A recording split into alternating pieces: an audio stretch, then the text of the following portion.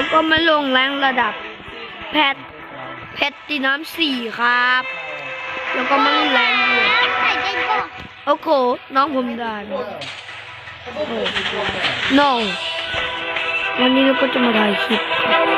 แต่ผสมระดับแพทที่4เขาเปิดไม่สุดนี่โคตรทำผสมครับทำผสมแล้วก็จะมาทำการเล่นเปลี่ยนฝ่ายทั้งเดือมไม่เคยเปลี่ยนแต่ว่ากูชื่อหนุนกะไม่ได้แอมกูรักมือซ้าเกินในน้องตรวจมาจัดรัดเปื้อนกูเบิดเลยโอ้สวกดีเกินได้เคลิ้นละครับถ่ายเล่นไปเลยแสบตาตัวที่คำไอ้บอไม่อยากจะมัว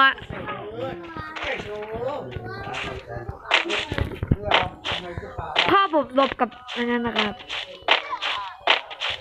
ก็ไม่เสียงรบกวนระดับเทียบเว้นงานบริแอมเครื่องกูหลักถดที่เข้าไปเป็นมันจริงกลางสารนั่งเอ้ยอีเจงเนี่ยลงคลิปอยู่ควายก็ลงคลิปสครับสิไม่มีแม็กครับ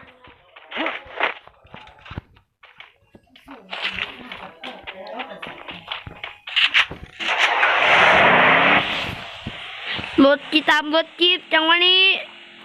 ตามแล้วก็ทิ้งรถเตะรถครับท่านผู้ชมครับตึ้ง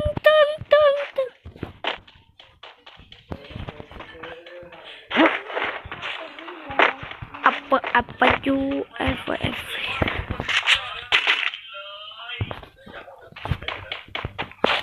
เราก็ได้พัฒนาการแรงตั้งแต่แรงบอล1ผมก็ได้พัฒนาการมาถึงแพท4อย่างฮอดผมพัฒนาการช่วยได้เป็นสมองผมจะเอาขึ้นอีโลหิตได้ไหมครับท่านผู้ชมช่วยเสียผมด้วยนะครับถ้าผมมีบัตรเปลี่ยนซื้อผมจะเปลี่ยนซื้อใหม่ไปแนทหัวไปเลย1 ทีหัวรอดตัวเองเพราะอะไรครับท่านผู้ชมผมรู้นะเพราะอะไรเด็ดผมยังเป็นอย่างนี้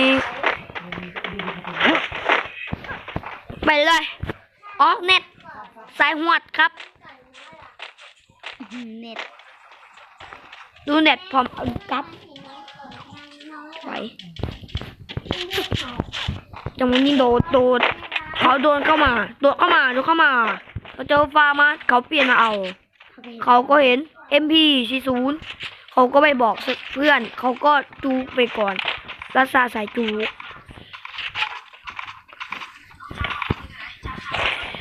ไอ้ควายเอ้ยผมก็ได้อันนี้หาวานไปร่วมกิจกรรมน้อยรองเท้ามันก็ผ่านมานานแล้วใครเล่นก็ใครได้ก็ช่วยคอมเมนต์บอกด้วยได้คลิปนะครับใครยังไม่ได้ก็รอคราวหน้าเพื่อมีกิจกรรมหน้าคราวหน้านะย่อผมย่อมาพีกแตกแน่น้องผอมอีสัตว์กดคลิปนี้ถึง30 ไลค์พอครับแล้วผมก็จะทำการแกล้งน้องก็ได้ครับคนไหนสามารถมาทำผมจะทำลงคลิปเป็นบทเรียนเลยครับจับลงคลิปเลยผมจะทำลงคลิปอย่ามันรู้ตอนลงคลิปมันจะสำนึกเห็น เฮ้ยมึงอยู่ไหนอยังให้กูเห็นนะสัตว์กูเห็นมึงเมื่อไหร่มึงแตกหัวแตกแน่มึง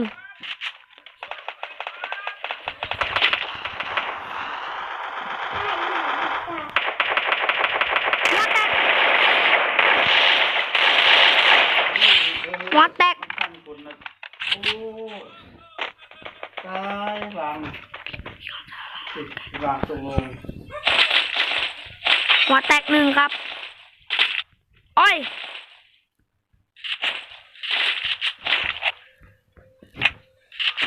เอเมอรี่เอเมอร์ไฟไปลินไม้เธอละโว้ยไปลินไม้เธอเพื่อน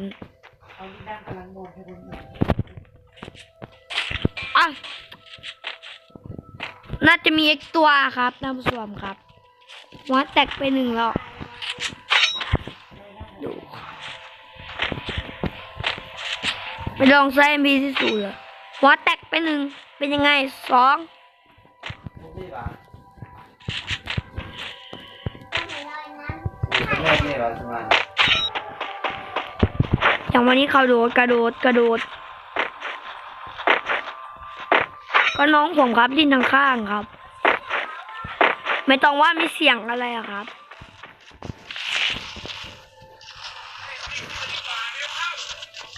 โดดมา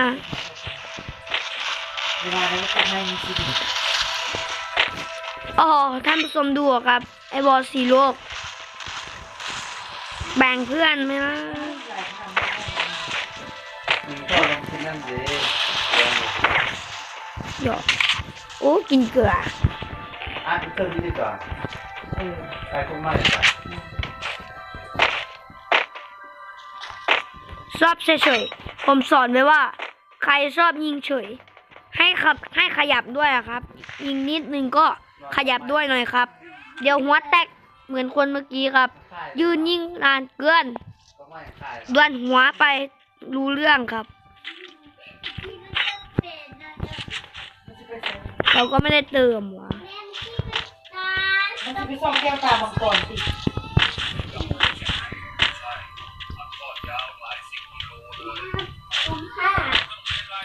เจอ MNJTV ปลอม ก็เขาทำไมต้องติดชื่อคนดังด้วยอะยังไก่ING IMG เดี๋ยววางหัวแตกเบิร์ตตี้เอาเบิร์ตตี้เอาเหรอน้อง เอาแม่ แรกไว้อ๋อไอ้บอลเยอะจัดควายมาลัดเครื่องกูอ่ะสัตว์อ๋อมึงดูดแป๊บเดียวเบื่อ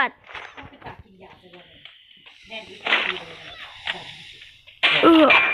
เดี๋ยวก็ลงนี่ไงกิน โอ้โหดูของผมไม่มีกระสุน MPA กระเป๋าก็เออไอ้นี่ก็ไม่ยิงหมองกลัวหรือเปล่าล่ะมึง เอาน้อง อ๋อ นี่น้อง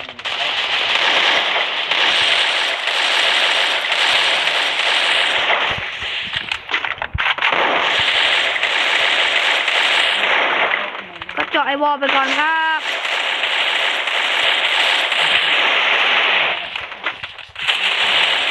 หัวจัด ปอมนี่สิปอมลงมาปอมน้องนี่สิปอม อย่าวางแตงนั่น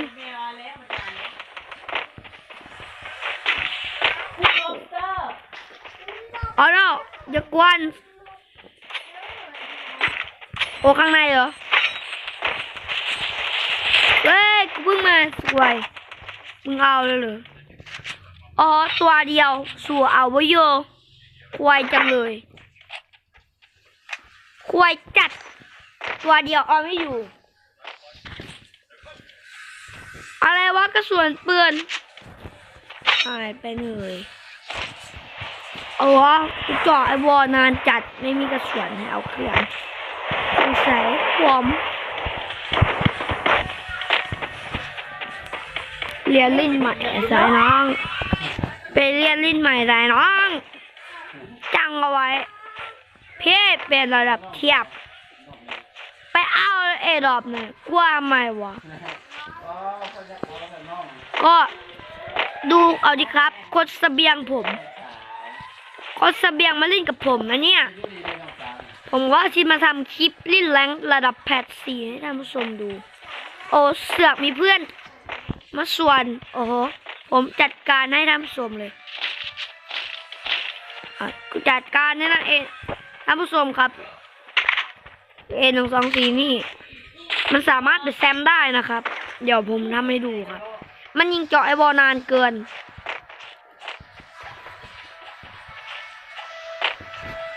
เดี๋ยวผมทำให้ดูครับท่านผู้ชมเราจะติดใจ เริ่มตัวเชียวลงเชียร์เลยที่กุ้งล็อบสเตอร์ที่โรตีกุ้งเกือบแข็งนะเชียร์ดี โอ้หัวมีคนขโมยรถอ๋อไปขโมยดอกเพื่อน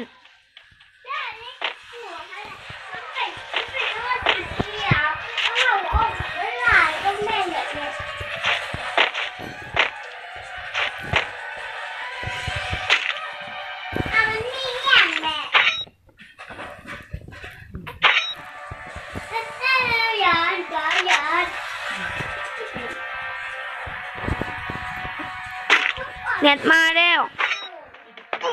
แคปมารอนะวัดทามรออยู่นะอูแลนะเคโกวุสินาบาแบวุสินาบาแบเวตาริโกตาวาวุสินาบาแบเวตาริวุสินาบาแบแตก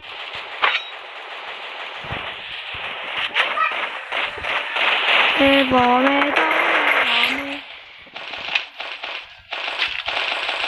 ต้องการในบอเยอะครับ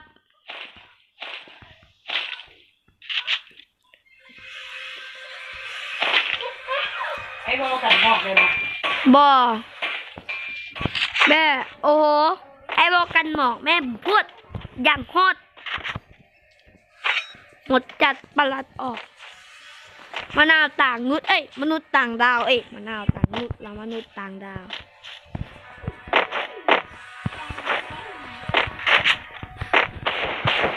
เอ้าเหมือนกันอ๋อแตกไปหนึ่งแล้ว MNJ ปลอมเหรอครับพี่เนมตัวปลอมครับพี่เนมตัวจริงป่านนี้ไม่เป็นชื่ออย่างนี้ครับผมรู้แต่แรกแล้วว่าของปลอมกูจังหวะนี้ครับ CVC เขาวิ่งเข้าไปแรงนะน้องเขาวิ่งเข้าไปอย่างนี้โอ้โหหมอนครับเพื่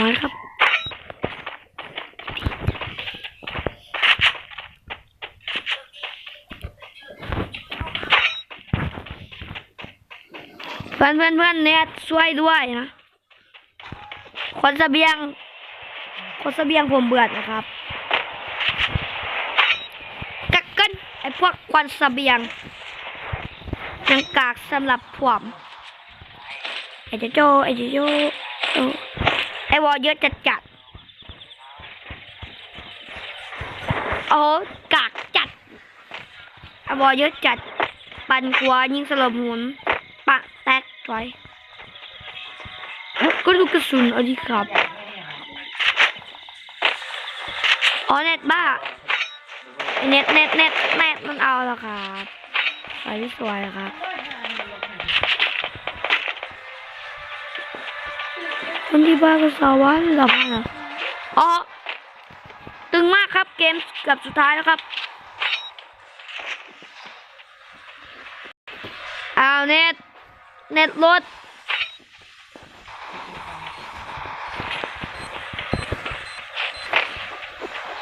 นี่เป็นกุ้งล็อบสเตอร์กินเลย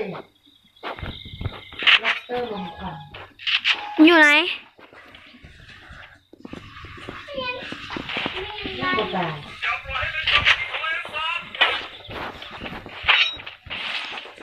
ตัวนามาซี่ตัน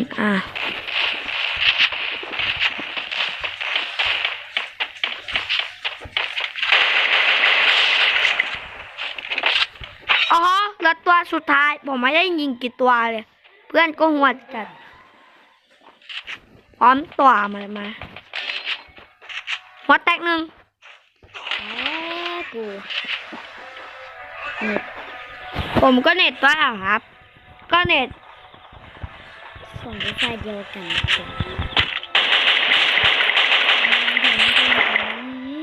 จะมาจ้าเป็นอย่างนี้ ถึง มาจ้า มาเลยเพื่อน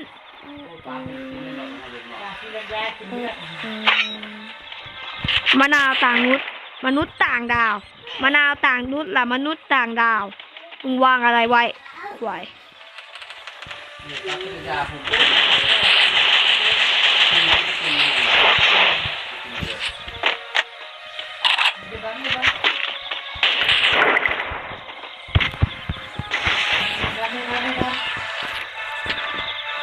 สุกได้ไหม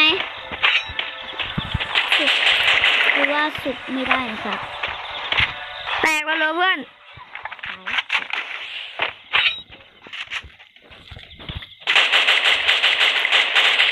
เอาที่หนึ่งเฉยวางครับ ก็จบแค่นี้นะครับ ก็คนเสบียงหัวเกินบายบาย ขอ30 ไลค์ อย่าลืมกด Subscribe แล้วก็กระดิ่งแจ้งเตือนด้วยนะครับ บ๊ายบาย